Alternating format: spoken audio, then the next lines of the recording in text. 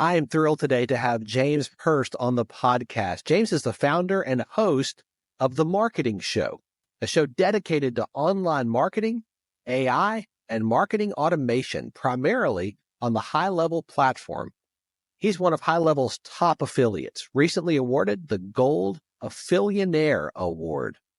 He's also a former ClickFunnels Dream Car winner and a specialty coach for Josh Nelson's seven-figure agency. After a decade as a software engineer, he transitioned into full-time entrepreneurship, where he teaches others the power of marketing automation. He resides in Utah with his wife and 5 kids, where they enjoy hiking, rec league sports, and skiing and snowboarding as a family. James, I'm so glad you're here. Man, thanks for being on the show. Hey, my pleasure, man. It's good to be with you guys. Welcome to Catalytic Leadership, the podcast designed to help leaders intentionally grow and thrive. Here is your host, author, and leadership and executive coach, Dr. William Attaway. I'd love to start with you sharing a bit of your story with our listeners, particularly around your journey and your development as a leader. How did you get started? I think I went through a traditional process of like most people with the college education, right? One of the things that within our faith, actually, we actually go on LDS mission trips. I think that's kind of something that helped develop me some leadership skills early on. I ended up getting called to serve in Warsaw, Poland. Oh my goodness. Yeah. And so you're 19 years old and you're out there, knocking doors and probably selling one of the harder things to sell, which is changing people's lives in some respects. Right. Yeah. In a foreign language, that's extremely difficult. But I guess even before that, I was heavily involved with Boy Scouts too. I was an Eagle Scout, and if you're familiar with that, there's these merit badges where you're going to lead, you're going to be a troop leader, you're going to lead these guys, you're going to achieve your swimming merit badge, your citizenship in the community, citizenship in the nation. I remember environmental science, I had to like observe plants for hours on end, or just in nature. So there's I think my leadership journey started young, as and even sports. You mentioned rec league sports. I think that's kind of one of the seedbeds for leadership as well.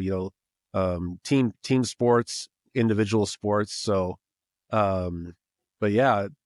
And then I've always had, I know you've got a lot of books back there. I have a huge love of reading as well, just whether it's Audible. Actually, my favorite is reading an Audible book, having it read it out loud to keep me zoned in on it with the book in hand. Nice. So if I really love a book, I've got the Audible and the physical copy. But so yeah, does that answer that question pretty absolutely. well? Yeah, absolutely. I think making the leap into entrepreneurship takes leadership to a different level. Mm-hmm. And I think when you become the guy in the chair, so to speak, you're now responsible.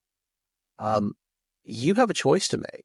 You can either lead like all the people that you've ever worked for, or you can say, I'm going to chart a different path.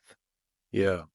How did you make that transition? So I was going to say that I'm actually kind of in this hybrid. I kind of feel like I'm this affiliate, almost like a freelancer. I've worked with people. I don't have like a huge like team under me, like, bunch of W-2 type employees, like that kind of leadership. I think there's leading your team like in a corporate sense that way, but there's also like thought leadership as well. I think maybe more, I might lean more towards thought leadership in the high level in industry that way. But yeah, it is interesting because I really do admire the people that like, not only are they trying to provide for themselves, they're putting the food on the table for many people, for their team members. Like, we talked about seven-figure agency. A lot of those guys are running, big organizations, and a lot of people depend on them doing it right. Yes. It's so true. And I think what you just said is also true, that thought leadership is simply influence in a different way. Mm-hmm. I mean, John Maxwell said that leadership is influence. There's nothing more and nothing less. And I think the leadership that you provide from a thought leader perspective has a tremendous impact on so many people in the high level community and beyond. Yeah. Thank through you. how you teach about automation. Really, what brought the automation focus for you?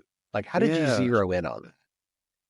Well, my generation we grew up with like Apple. I don't know, you can't see in my background, but I have an old Apple classic Mac in the Oh, I see background. that. Yeah. That's awesome. I haven't Yeah. seen one of those in years. Yeah.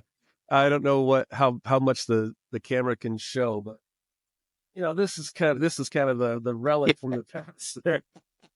I love that. And just to be able to create, I started creating some computer programs and some animations back in the day on HyperCard. That Nice.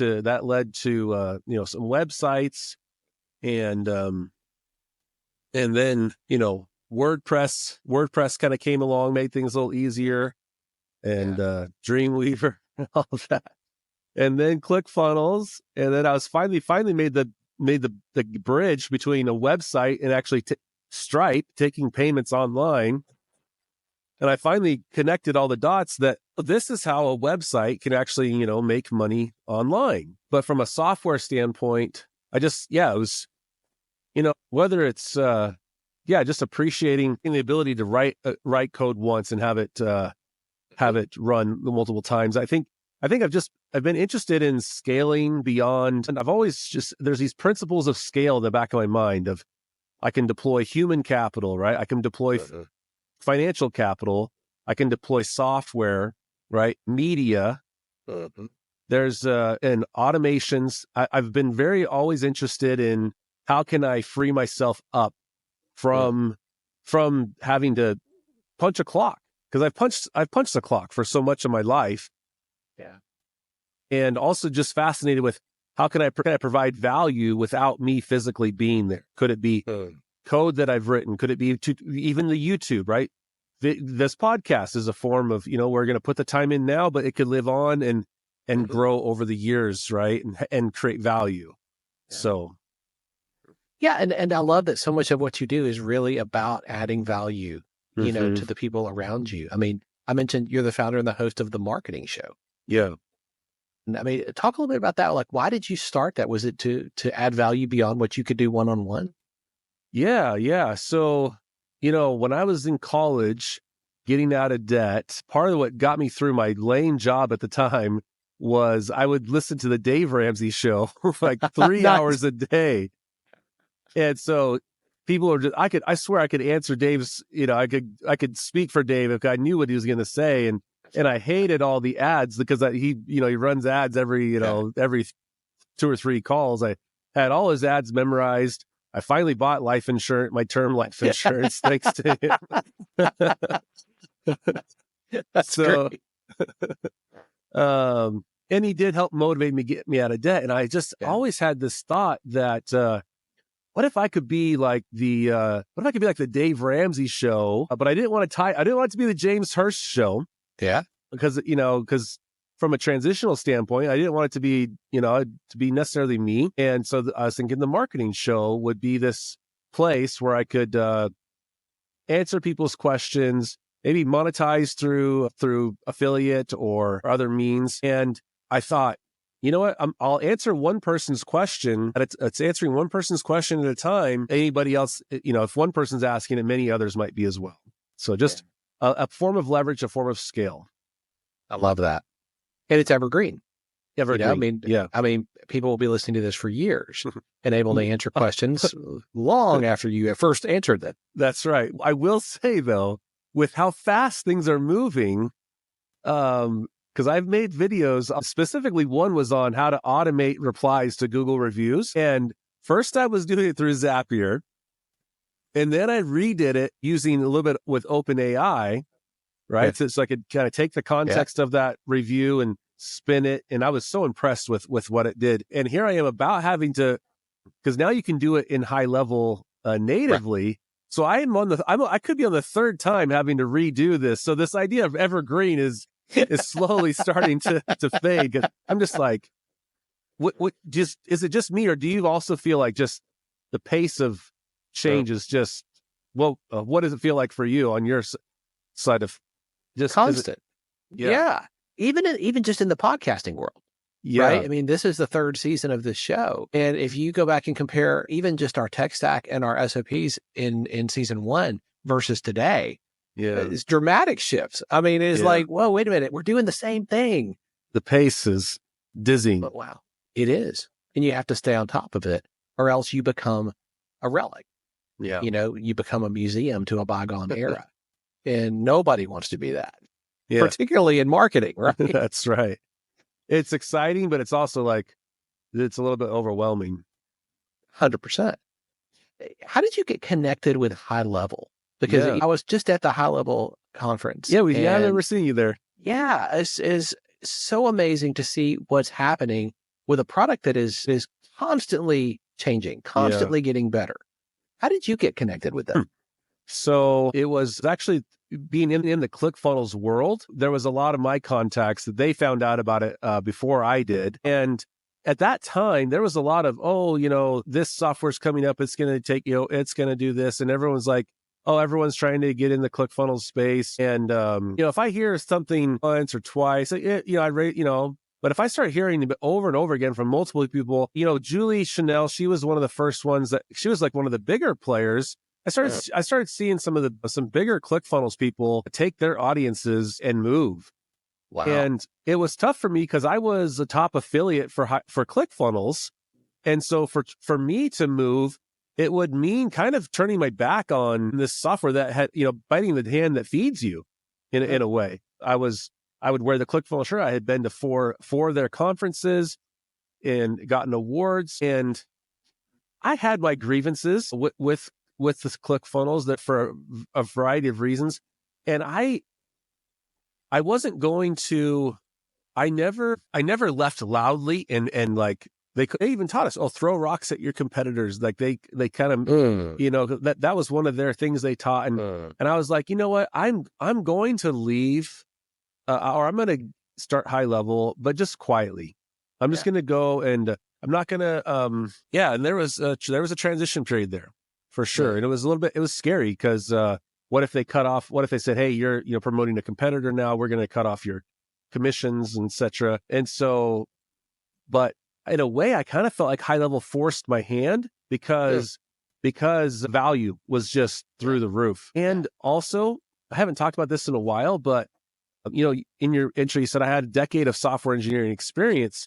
So when I came over to HighLevel and saw Sean just tackling the bugs and updating, and like doing these almost daily Loom updates, I was just like, wow, this really feels like a software company. And like what I know, this feels like home to me because that's what you do. You have a team of developers and every 2 weeks you have a sprint and you're going to fix some bugs and you're going to release it. Whereas the culture at ClickFunnels was once a year, we're going to, surprise you with this big update. And a lot of times that update wasn't what it was promised. There was too much over promising there. Whereas HighLevel was just like, hey, we're going to slowly and steadily, we're not going to hide our bugs. Yeah, there's a bug. We fixed this bug. We fixed that. And we didn't pretend. We were just a software company. And so they kind of endeared me to them from that standpoint.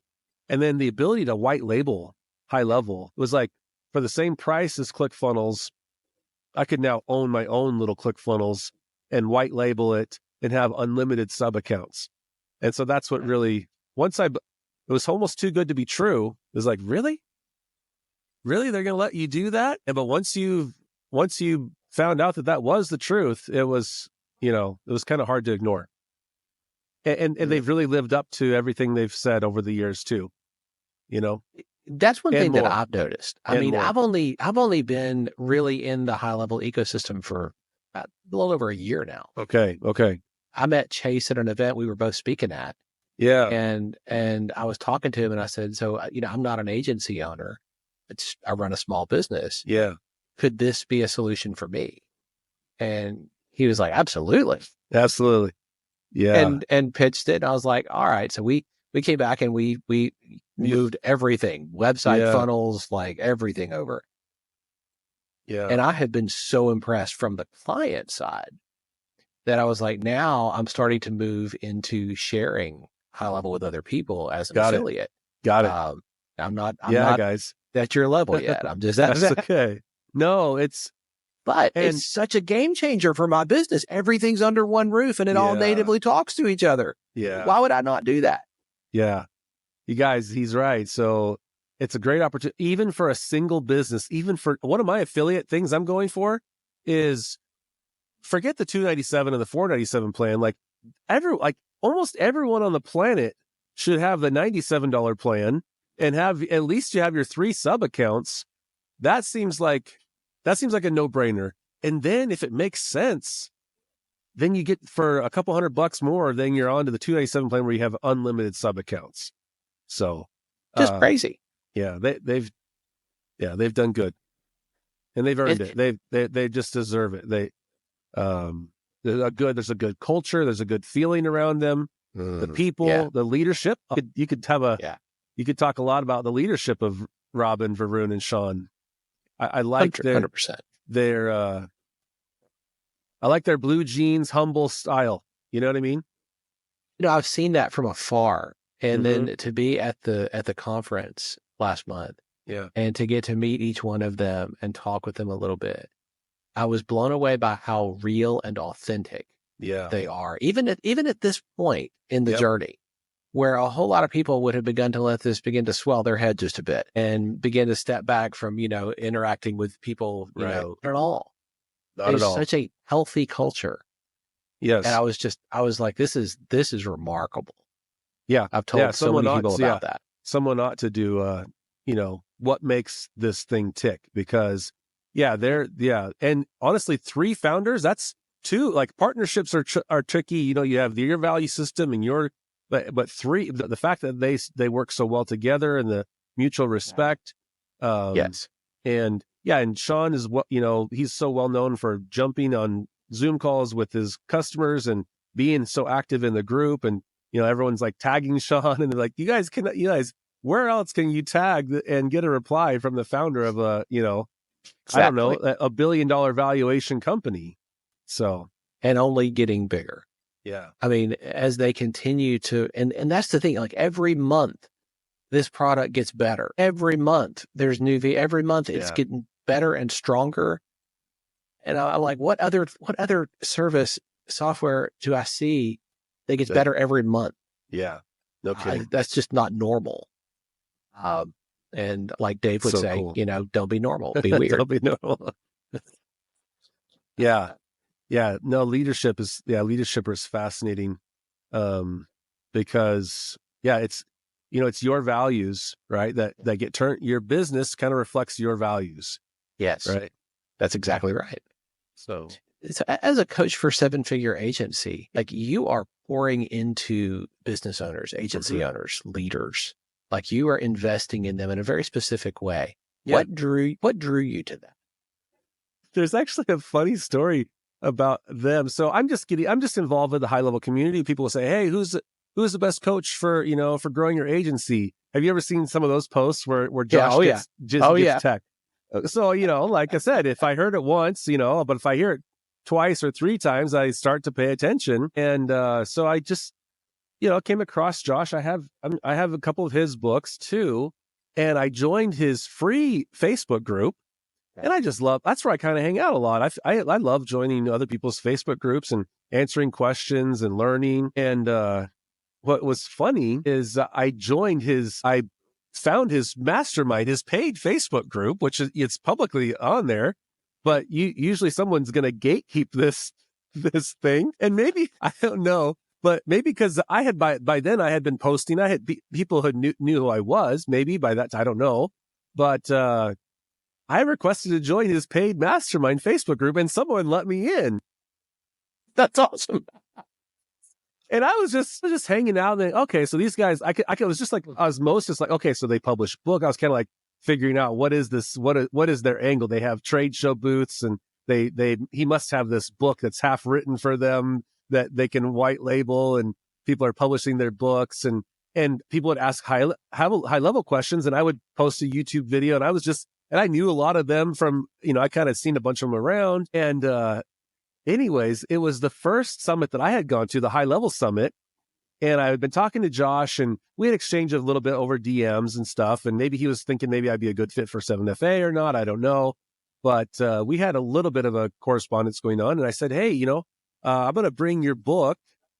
I want you, if I could get you, I would have you sign my book at the summit. So sure enough, I remembered to pack the book, and I had it with me. And there it was, sitting at the VIP lunch. And at this point, I'm like kind of starstruck by Josh, like he would be with Sean or any of these other people at first. And over time, they become colleagues, right? Yeah. Yeah. They become colleagues and normal. It's like normal and you know each other. But then I was like, hey, Josh, and here's your book, and would you sign it? And there was a spot to sit there for lunch. And as we're talking, Josh goes, James, you're in the Facebook group. He's like, but you're not in the 7-figure agency. I was like, you're right. And now I didn't have access to the coaching program, or, I wasn't, I didn't have access to the library. I was just in the group. And he's like, you know what? How about you come coach HighLevel for us? And I was like, I would love to. And that's ever since that day, I've been coming weekly. And that's awesome. Since then, Josh, let's see here. It's crazy. Has Josh been on mine? I don't know if Josh has been on the marketing show yet. I've definitely done videos about 7-figure. I've actually referred quite a few people. I've come out on site to a couple of their events, and I'm like I'm not running that same type of agency. I'm just kind of this little extra guy, running around with those guys. And it's oh my gosh, it's such a great group of marketers. And I love the culture there. In fact, if I wasn't so cold, look at that. If I wasn't so cold, I would, yeah. Well, if it wasn't so cold here, yes. Yeah. We're going to have to send him that. We're going to have to send him that clip. That's right. Josh and Yesenia, they're both just the best. They are. So yeah. That's awesome, man. Also recommend anyone to check those guys out. 100%. See, you are constantly helping other people, James. You are constantly pouring out and investing, and like you said, hopping in a Facebook group. Hey, this is how you do it. Here, check this video out. And you're constantly pouring out. Let me ask you, how do you stay on top of your game? Yeah. How do you level up with the new skills, particularly the new leadership skills that you need to have 3 years, 5 years from now? That's a good distinction, because, my game leveling up would be staying on top of the latest trends with like AI employee and CloseBot, and like from a technical standpoint, but from like a leadership standpoint, that kind of makes me think more along lines of TED Talks, on, or like a Simon Sinek, like Leaders Eat Last kind of a book, or Start with Why. And I have to say, I can't say that I'm consciously doing that. You know what I mean? Yeah. And I think that's fair. And I appreciate the authenticity there. I think that the challenge that any of us have, whether we lead a team of hundreds or whether we lead a team of 2, or maybe even just leading ourselves, right? Your family, right? Yeah. I mean, you're the hardest person you're ever going to lead, because you will make excuses for yourself all day. Well, I'll get to that. Well, oh my goodness. I mean, the human capacity for rationalization is pretty much limitless in my experience. Well, for more authenticity, I meant to be active today, but the day kind of slipped away, and had my breakfast, and I made it down here. But it's the disparity between your ambition and what you actually do sometimes is embarrassing. But one of my mentors is fond of saying that it's your direction, not your intention, that determines your destination. And I've never forgotten that. The first time I heard him say it, I was like, oh yeah, you can have the best intentions in the world. And I often do. But it's the direction that determines where you're going, not the intention. So I think that is really authentic of you. And I appreciate that. I mean, I think one challenge for all of us is to say, are we focused on that? Are we being intentional there? I will say one author comes to mind Can you see all those books? I have lots of books, but I have one that I have like over 100 copies of, and there's a little story around that too. I really like the four-wheeler. I'm just saying the four-wheeler, it grabs my attention. That's another story. So have you heard of this book? I have not. My goodness. So this is great for leadership. It's Ryan Holiday. Have you heard of him, or you have heard The of any name of rings his? a bell, but I Okay. can't place it. Yeah. Well, I'm happy to just give a quick overview, but Please. he was this big marketer guy, and somehow he came across some of the Stoic teachings. A lot of old names like Epictetus, Marcus Aurelius, a lot of like, sounds boring, sounds like a philosophy class in college. And he just, I heard him speak at Funnel Hacking Live, and I have just grown to love his books. Some of the titles that he has, just to give you an idea: Discipline is Destiny, Obstacle is the Way, Right Thing Right Now, Courage is Calling. A lot. I think you would love. I would love to get you on his stuff. And so I had been following him. He's like a YouTuber as well. And so he is coming out with this new book, Right Thing Right Now. And I saw that if you bought like 100 copies, you could have dinner. One of the perks was going to have dinner with the author. Oh man! And so they were signed and numbered copies. This is actually I was like, well, I have an audience. I have a list. I'll buy these books and then I'll sell them and I'll just get the money back and then I'll go out to dinner. But in truth, I still have like 100 of these lying around. Oh, no. So I'm constantly reminded, if anyone wants to buy the copy, don't go to Amazon. Just send me a DM. I'm still recouping but that's awesome. I haven't read it. I'd like a copy. Yes, I'll get you a copy. That's awesome. So I did get to go meet him. I flew out to Austin, Texas, and I was awesome. He's wonderful. And I've read most of that book. But yeah, from a leadership standpoint too, integrity, right thing right now, courage is calling, discipline is destiny. These are all leadership kind of. Absolutely. Marcus Aurelius, he was the leader or the emperor of Rome for quite a while. And he wrote, I never read the book, but Meditations. Oh, okay. Yeah. See, I love that book. Yeah. Yes. So that is Ryan Holiday's favorite book, if that tells you anything about him. So How did you come across Meditations then? Because in graduate school, my minor was philosophy of religion. Okay. And so we were introduced to a whole lot of different people. One of them was Marcus Aurelius. Cool, man. I had never really. I was in the business building. I wasn't in any of the. Nice. I was in the the computer and the business program. And the last thing I wanted to do was probably read philosophy. But once me too. Some days. Yeah. Once he started to connect it to just the stories, he writes. Yeah, he tells illustrates principles through life, like the Queen of England and Marcus Aurelius and these stories. One of my favorite ones was this guy had gone to war, and it's in this book, Right Thing Right Now. This guy had gone to war, and for some reason, they were going to let him free. He had been imprisoned and stuff, and I forget the reasoning, but he basically gave his word that, hey, we're going to let you free, deliver a message to your president or king, and his wife and family and all his friends, like, oh my gosh, you're free. You've been let back. You just tell a little lie and we'll protect you. Now you're on your home soil. And they can't get you here. And he's just like, I gave him my word, and he returns back to imprisonment or something like that. Yeah. It was like, good. Like pretty like deep, like kind of, it really hit. Yeah.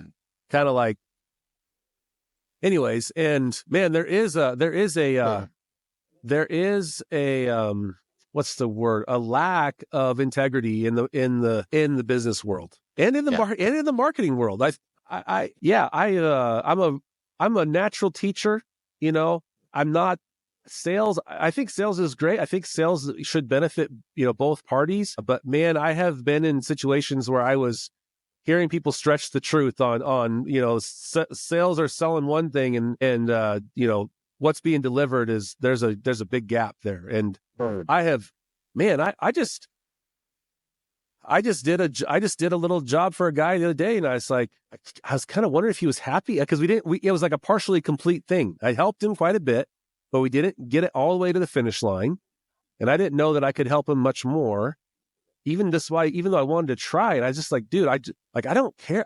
Yes, I care about money. Who doesn't? But I just wanted him to know, I really want you to only pay a price that you are completely happy with.